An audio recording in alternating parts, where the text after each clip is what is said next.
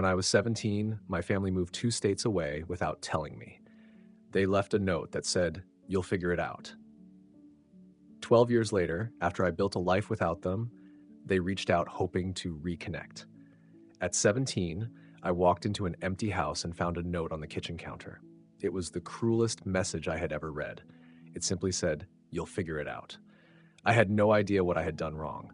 I assumed they were tired of pretending to care about me. But the reality was harder to accept. They had never truly pretended at all. When I was 13, I baked a birthday cake for my mom on my own. She called it clumpy. At 15, I helped my brother study for finals, and he responded by calling me a know-it-all and slamming his door. At 16, I gave my entire paycheck to my dad so he could pay bills. Later, when he called me useless and I reminded him of the money, he yelled at me. I was always helpful, but never valued. My parents and my brother, my entire family, packed up and moved 2 states away without a word. I learned about it from the landlord a week later. They had ended the lease early, and I had 7 days to leave. I stayed at a friend's house for 3 nights until I ran out of options.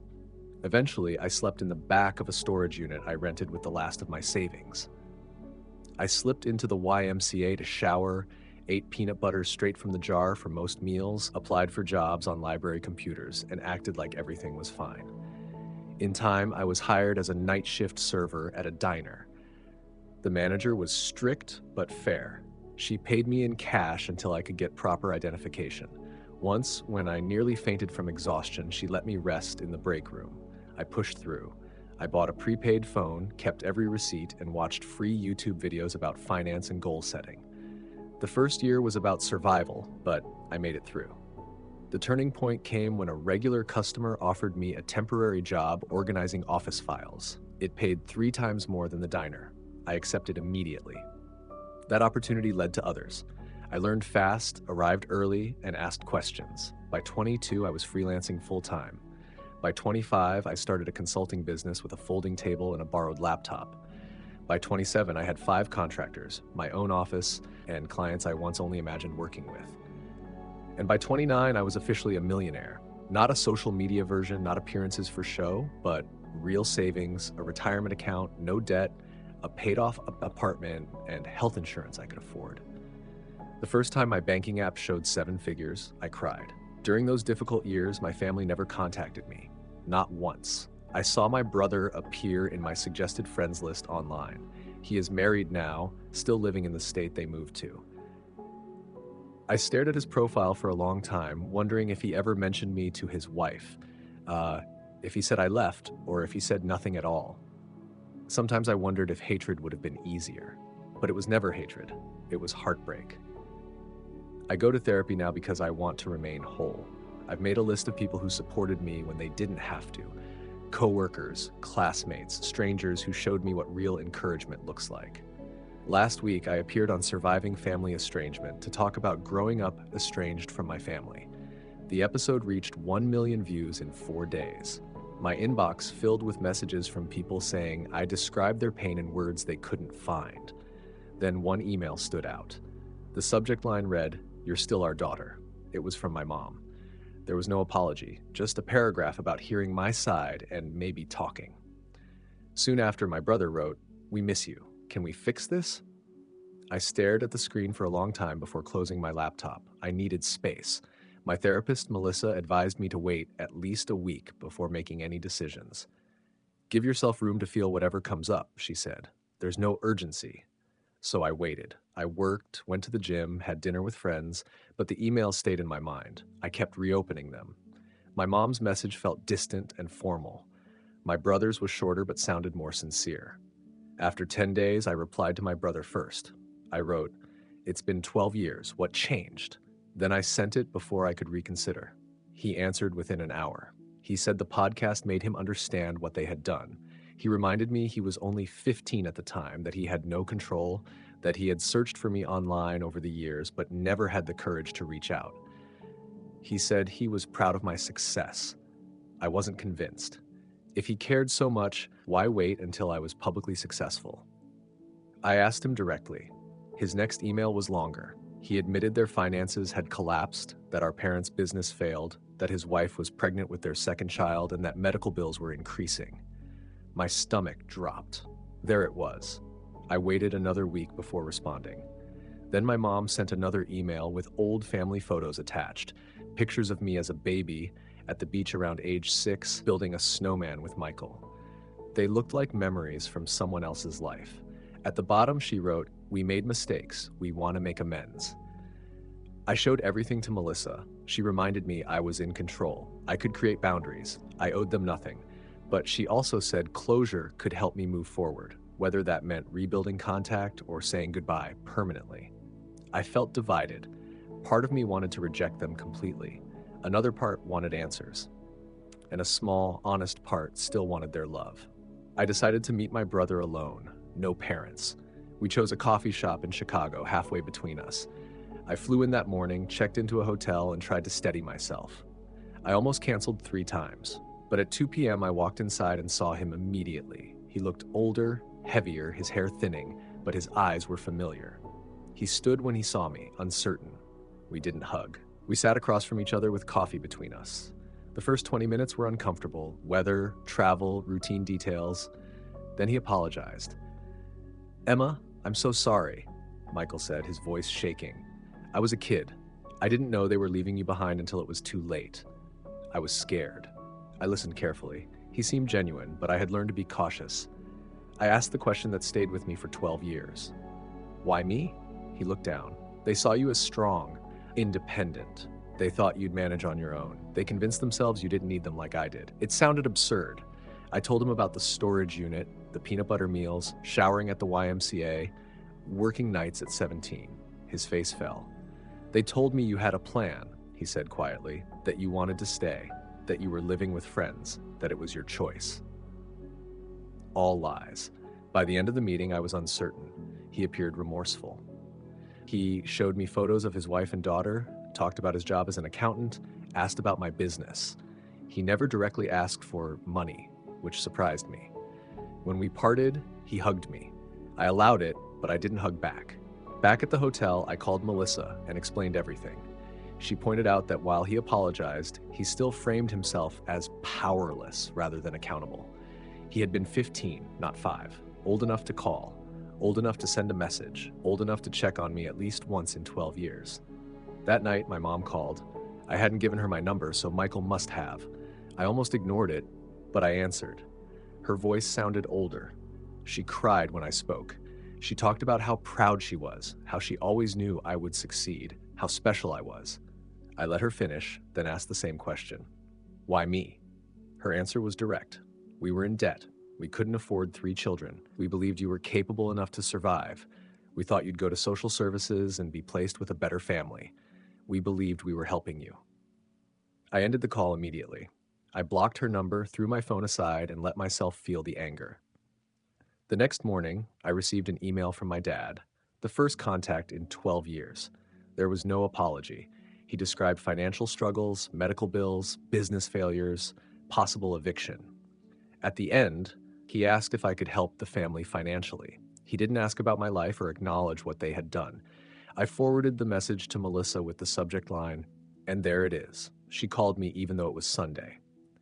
We talked about boundaries, forgiveness versus reconciliation, helping versus enabling, and what I truly wanted. By Monday morning, I had decided. I emailed my brother. I told him I was glad we met. I understood he was in a difficult position years ago. I was open to building a relationship with him and his family, but with firm boundaries. No money, no loans, no financial assistance, and no relationship with our parents unless they accepted full responsibility.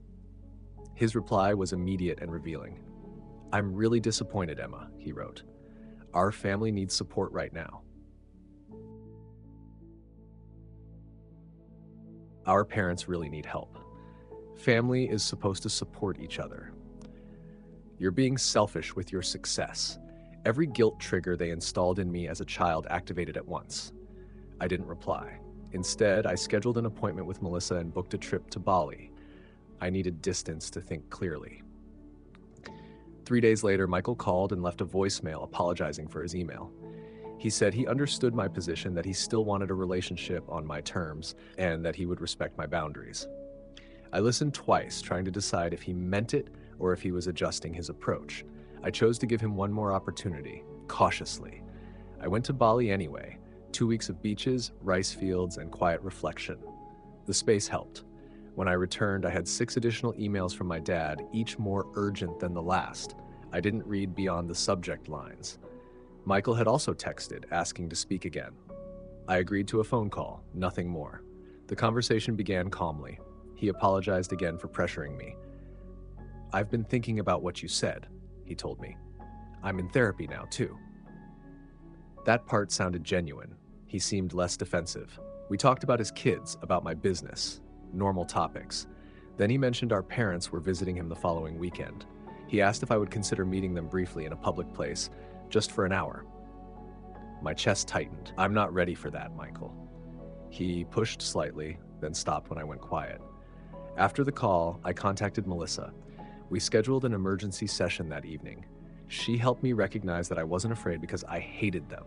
I was afraid because I still wanted their approval. I still wanted to feel chosen. It was difficult to admit, but it was true.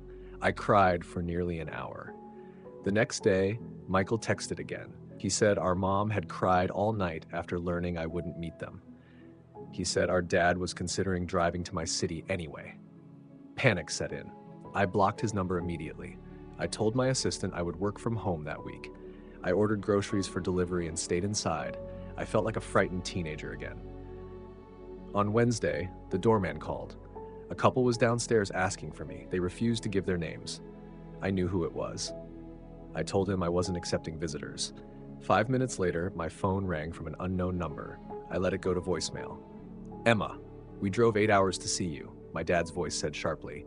"You're being childish. We deserve a chance to explain." I deleted the message and turned off my phone. Thursday morning, loud knocking woke me up. I froze. Through the peephole, I saw them, my parents standing outside my apartment. "Emma, please," my mom called. "We just want to talk." "We know you're in there," my dad added. "We love you. We're sorry." I didn't open the door. I sat on the floor against the wall, shaking until they finally left. I called building security and instructed them not to allow those individuals upstairs again. The guard asked if I wanted police involvement. I declined. I just wanted distance. Melissa came over during her lunch break with food and stayed while I cried. She reminded me that boundaries are not punishments. What they were doing wasn't reconciliation. It was pressure. Later, Michael emailed. He was angry. He said I had humiliated our parents. He claimed they were staying in a cheap motel they couldn't afford because they were desperate to see me. He mentioned his wife needed surgery next month and implied they hoped I would help. He called me cruel. I didn't respond. Friday morning, I decided to leave town. I booked a flight to visit my friend Rachel in Portland. She had helped me years ago when I was homeless, letting me sleep on her couch for a week. I trusted her. While packing, my phone rang again. Unknown number. I ignored it. 10 minutes later, the doorman called. A woman downstairs appeared to be having a medical emergency. She was asking for me by name and claiming to be my mother. I felt nauseated. I told him to call an ambulance if she needed assistance, but I would not come down. He agreed, though he sounded uncertain. An hour later, I went downstairs to leave for the airport. The lobby was clear. The doorman informed me an ambulance had arrived and taken the woman to Memorial Hospital for chest pains. I nodded and left for my ride. At the airport, Michael called again. I answered. "Mom had a heart attack," he said, crying. "She's in surgery. This is your fault for stressing her out." I ended the call and contacted Melissa instead. I asked her directly if I was a terrible person. "Emma, listen carefully," she said. "You are not responsible for your mother's health. This could be another form of manipulation. Get on the plane and focus on yourself." I followed her advice. I spent the weekend with Rachel and told her everything. She remembered when my family left me and how broken I had been. She was angry on my behalf. "They don't deserve your time," she said firmly. "Not after what they did." Her support grounded me. Sunday night, my dad emailed. My mom was stable. A stent had been placed and she would be discharged Tuesday. The email ended with, "She's asking for you. Haven't you punished us enough?" Rachel read it and immediately identified it as guilt-based pressure. I agreed, though part of me still felt responsible. I returned home Monday to find flowers outside my apartment door. The card read, "Please call us. We're staying at the Holiday Inn until Wednesday." There was no apology, no acknowledgement of my boundaries, only another request. I threw the flowers away. Tuesday morning, I received a text from another unknown number. It contained a photo of my mother in a hospital bed, pale and fragile. The message said she might not have much time left. "Do you really want to live with this regret?" I blocked the number and called Melissa. She suggested I step away from social media, change my phone number, and possibly stay elsewhere for a while. I agreed. I informed my assistant I would work remotely for 2 weeks and packed another bag. Before I could leave, the doorman called again. A young woman was downstairs with a small child. She claimed to be my sister-in-law. I felt cornered. They were not stopping. This time, I told the doorman to send her up. I decided to address it directly. The woman who knocked looked exhausted, with dark circles under her eyes. She held a sleeping toddler against her shoulder. "I'm Jenny," she said quietly, "Michael's wife. I came alone because I wanted to speak with you without family conflict." I hesitated, but I let her in and offered her water. She accepted with a quiet thank you. Jenny placed her sleeping daughter on my couch and gently covered her with a blanket. Then she sat at my kitchen table and began explaining. "I only found out about you 3 years ago," she said. "Michael told me you ran away at 17 and cut contact. I always felt something didn't add up, but I didn't push." She told me hearing my appearance on the podcast had shocked her. When she confronted Michael, he admitted the truth. She looked unsure, still processing everything. "I'm horrified by what they did to you," she continued. "I encouraged Michael to reach out, but I had no idea they were asking you for money. I'm embarrassed about that. Yes, I need surgery for a thyroid issue, but we have insurance. Your parents are the ones struggling financially, not us." I asked her directly why she had come. "You deserve the full truth," she said. She explained that my parents had been telling extended family and friends that I abandoned them, that I was unstable, that I stole money before disappearing, and that they had searched for me for years. She said it was a false story created to protect their image. I felt physically shaken. "How do you know that's true?" I asked. Jenny showed me old Facebook posts on her phone. My mother asking for prayers to find her troubled daughter. My father claiming I had taken their savings before leaving. Posts about hiring private investigators and checking shelters. All written years after they left me. All structured to portray them as victims. Jenny apologized for unknowingly believing it. She said she had confronted my parents and threatened to tell the extended family the truth. That's when they admitted everything. She believed they were desperate now because their narrative was collapsing. The podcast had raised questions they couldn't answer. Her daughter woke up, a small, curly-haired girl. "This is Lily," Jenny said softly. "She's 3. I'm pregnant again. I want my children to know their aunt, but only if you want that. No pressure, just an open door." After they left, I sat alone for hours. I called Melissa and shared everything. She wasn't surprised. She explained that people who cause harm often reshape the story to protect themselves. They construct alternate realities where they are the injured party. She asked what I wanted to do next. I didn't know. That night, my dad sent another email. This one was aggressive. He accused me of spreading lies and threatened to sue for defamation. He claimed they had proof I stole from them. He warned he would go to the media if I didn't remove the podcast and issue a public apology. He demanded financial compensation for the damage to their reputation. I forwarded it to Melissa, then to my attorney, Marcus. Marcus called immediately. "These are empty threats," he said. "Truth is a complete defense against defamation. Save everything. Don't respond. If they file anything, which I doubt, I'll handle it. People who intend to sue don't usually announce it in advance." The next day, Michael left a voicemail. He sounded anxious. "Jenny told me she visited you. Our parents are furious. They're saying terrible things about her now. I'm worried they'll do something extreme. Please call me on Jenny's phone."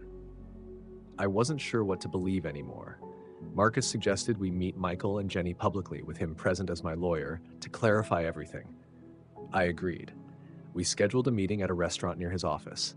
They arrived on time. Both looked exhausted. Jenny had a bruise on her arm she kept adjusting her sleeve over. Michael avoided eye contact. Marcus introduced himself as my attorney. Michael visibly reacted, but we proceeded. What they described was worse than I expected. My parents had relied on Michael financially for years, moving in and out of his house, requesting money for emergencies, offering childcare while criticizing his parenting. When Jenny confronted them about me, my father grabbed her arm hard enough to leave marks. Michael asked them to leave. They were now staying in a motel, calling repeatedly and appearing at his workplace. I listened as my brother described years of control and manipulation. He said they convinced him I had abandoned the family. He admitted he was too afraid to question their version of events.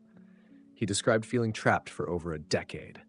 Marcus asked precise questions about finances, property ownership, access to bank accounts, and house keys. Michael admitted our parents had co-signed his mortgage, that his father remained on his bank account from college, that they had spare keys, and that they knew his passwords. Marcus took detailed notes. By the end of the meeting, I felt drained but clearer. This situation extended beyond me. Michael and Jenny were also entangled, differently but significantly. Marcus advised them to consult their own attorney. He gave them a referral and instructed them to change locks, passwords, and financial access immediately. As we left, Michael hugged me. This time, I returned it. It wasn't forgiveness, but it was acknowledgement. That night, my parents sent a series of escalating messages, accusations, threats, guilt-driven statements. I blocked their numbers. I called Jenny to confirm they were safe. She said they had changed the locks and stayed with friends the previous night, and they were exploring a restraining order. The next morning, Jenny called in distress. Someone had broken into their house. Baby photos, important documents, and Michael's laptop were missing. A note was left. Family matters should stay in the family. I told her to contact police immediately. I drove there and called Marcus on the way. A patrol car was outside. The house was visibly disturbed, drawers open, papers scattered. Michael sat on the couch, visibly shaken. Jenny was listing missing items. The responding officer seemed skeptical that grandparents would commit a break-in. Jenny showed him the bruise and described escalating harassment. He documented it, but said proving responsibility would be difficult without clear evidence. After police left, we cleaned up and discovered additional missing items: photo albums, financial paperwork, a spare car key. Michael blamed himself. He said he should have acted sooner and should have protected his family, should have looked for me years ago. I didn't argue. We were past that stage. Marcus arrived shortly after. He emphasized the seriousness of the break-in. He recommended we document everything and stay elsewhere temporarily. He would file emergency restraining orders in the morning. We agreed. Michael and Jenny packed essentials while we reinforced security, changing locks again, checking windows, discussing cameras. It felt surreal taking precautions against our own parents, but that the line had been crossed. As we were leaving, Michael received a text from our father. "We're watching you." I photographed it and sent it to Marcus. I made a decision. I invited them to stay with me. My building had security, cameras, and staff already instructed not to admit my parents. They accepted. That night, we ate takeout in my living room. Lily played quietly. We discussed next steps: legal protection, police reports, digital security, possibly relocating. It wasn't the reunion I once imagined, but it felt honest. We were confronting reality together. The following morning, Marcus confirmed he had filed emergency restraining orders for all of us. A court hearing was scheduled for the following week. He had also contacted a detective who was taking the case seriously. He advised us to remain together until matters stabilized. I agreed and informed my assistant I would work remotely due to a family emergency. We created temporary workspaces. We arrived at the courthouse in separate cars, just in case. We met Marcus on the steps outside. He looked composed, briefcase in hand, and reminded us he'd handled many cases like this. He said the evidence was strong, that judges take threats seriously, and that we would be protected. As we walked in, I saw my parents near the entrance. They looked older than I remembered, somehow smaller. My mom noticed me first and stepped forward, but my dad held her back. They didn't speak. They just watched us pass, their expressions a mix of anger and what might have been fear.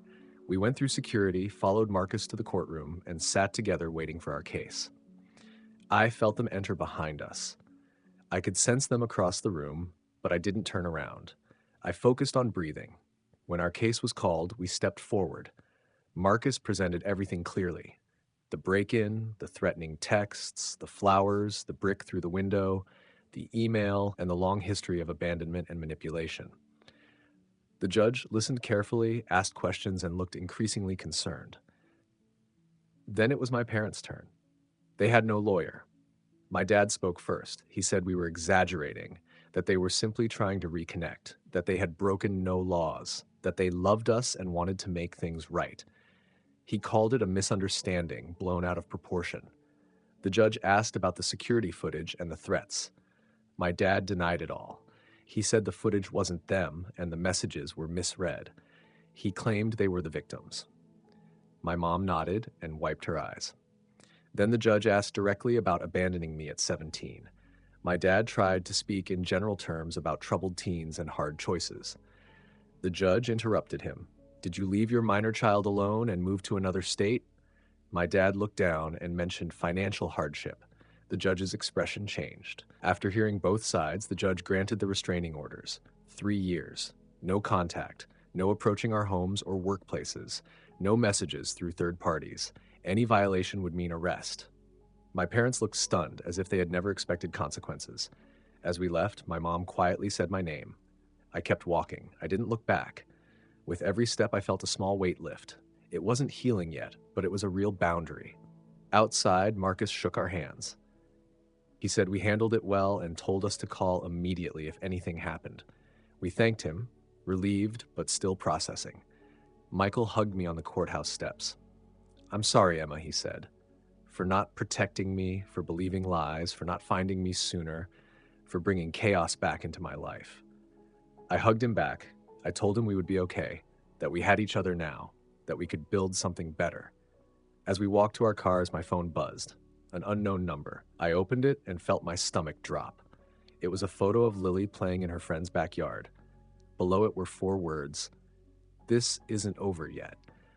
I showed Michael immediately. His face went pale. He called Jenny, who was already on her way to pick up Lily. I told them to meet at my apartment. Then I called Marcus, hands shaking. He told me to forward the text and go straight home. He said this was a clear violation of the restraining order and that he'd contact police. The drive back felt endless. I kept checking my mirrors, worried we were being followed. When I reached my building, I sat in the car for a moment to steady myself. Michael and Jenny were already inside. Jenny was holding Lily tightly. Michael was pacing. I showed them the text. Jenny broke down. Michael wrapped his arms around them both, determined but shaken. Marcus arrived with 2 officers. They took statements, reviewed the message, and said they would increase patrols and try to trace the number. They said the right things, but I wasn't convinced they understood how persistent my parents could be. After they left, we discussed options: a hotel under different names, staying with relatives out of state. I felt anger rising. We had followed every legal step, and they were still trying to control us through fear. I'm done running, I said. They've already taken my childhood. I won't give them my adulthood. Michael asked what I planned to do. I didn't fully know yet, but I knew we couldn't live like this. That night, we took turns staying awake. Around 2 a.m., I saw my dad's old Buick circle the block 3 times before parking across the street. He sat there, watching. Not technically violating the order, just reminding us he was present. I took photos and sent them to Marcus in the morning. He said it was concerning, but not a violation. He told us to keep documenting everything. Restraining orders, I realized, were only as strong as enforcement. Jenny and Michael decided to take Lily to a secure hotel for a few days. I helped them pack. After they left, my apartment felt quiet and heavy. I called Melissa and told her everything. She asked me a question that changed something. What do you actually want from your parents? Not what I feared, not what I rejected, what I wanted. After we hung up, I made a list: to live without fear, to have a healthy relationship with my brother and his family, to stop feeling responsible for my parents' behavior, to be free from the past. Reconciliation wasn't on that list. Neither was forgiveness. I simply wanted freedom.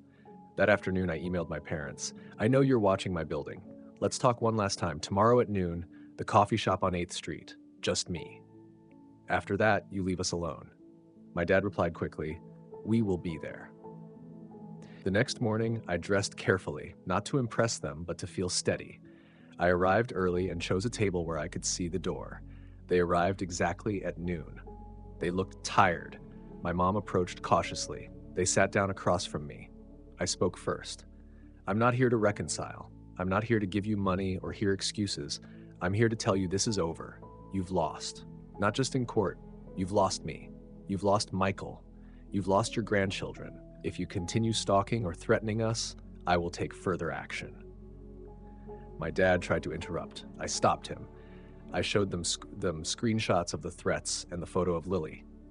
"I've documented everything. If you contact us again, I will make the truth public to everyone in your lives." My mom cried. She said they wanted their family back, that they deserved another chance. "You should have considered that before abandoning your 17-year-old daughter," I said calmly. "Before lying, before breaking into Michael's house, before threatening your grandchild." My dad called me ungrateful and difficult, said I owed them for raising me. I responded plainly. "Providing basic care for a child does not create lifelong debt." He had no answer. I stood up. "This is your final warning. Respect the restraining order. If you don't, I will protect my family." As I walked away, my mom asked if I hated them. "I don't hate you," I said. "I feel nothing. You are strangers to me." I left feeling lighter than I had in years. I called Michael and told him everything. He was upset I went alone, but relieved someone had confronted them directly. I joined them at their hotel for a few days. Lily ran toward me and said, "Auntie Emma," for the first time. It nearly brought me to tears. We waited for retaliation. It never came. A week passed. Then 2. Then a month. Silence. Marcus confirmed my parents had returned to their home state. The restraining orders remained active. Gradually, life stabilized. Michael found a job in my city. Jenny enrolled Lily in preschool. They bought a house nearby. Sunday dinners became routine. I expected to feel grief or anger about my parents. Instead, I felt relief. 6 months later, Marcus forwarded a letter from my mom. No demands, no excuses, just acknowledgement. They admitted they had failed as parents. They said they were in counseling. They would respect the restraining order. They hoped one day I might accept a real apology, but understood if not. Michael received a similar letter. We discussed it. We didn't decide anything. We agreed to prioritize our healing. I kept the letter, not as a step toward reconciliation, but as recognition of my right to boundaries. Last week, Lily turned 4. We hosted her birthday at my apartment. Balloons, cake from a bakery, presents everywhere. Laughter filled the rooms. At one point, I stepped into the kitchen and watched Michael spin Lily in circles while Jenny laughed. My apartment, once silent, was full of warmth. I thought about the note left on my counter years ago. "You'll figure it out." And I had. Not in the way they meant, but I figured out what family should be, what love looks like, what I deserve. Things aren't perfect. I still go to therapy. I still struggle with trust. I still flinch at unexpected knocks, but I'm healing. We all